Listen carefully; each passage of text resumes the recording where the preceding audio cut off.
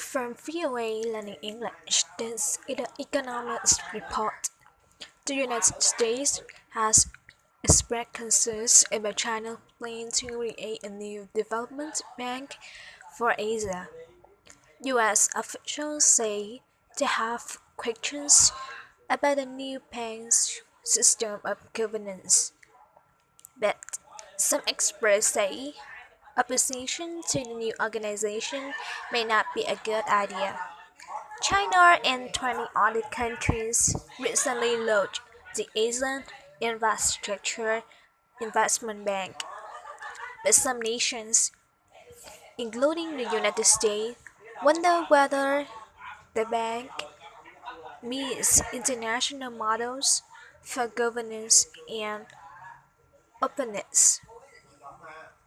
U.S. State Department official Jen Psaki said openness could be important for such an organization.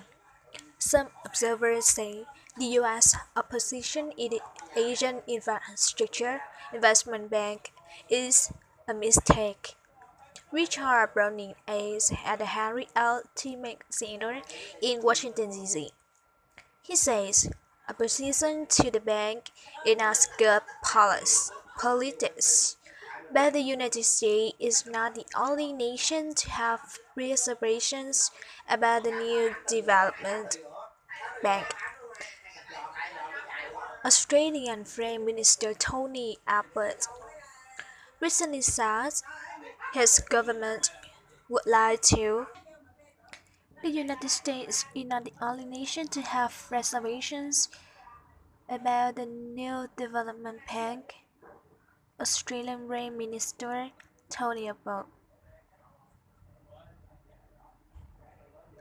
But first, he said it needs the bank to have the kind of transparency found in organizations such as the World Bank.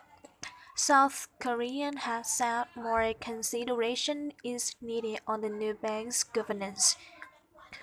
Richard Browning also said geopolitical considera- considerations are the biggest reason why the United States and some of its allies have not joined the bank. The US and its traditional allies have funded and worked through institutions such as the World Bank and the Asia Development Bank. China and other developing economies for many years have said they have had little influence at Western-led development banks. For VOA Learning English, Alex Valerian.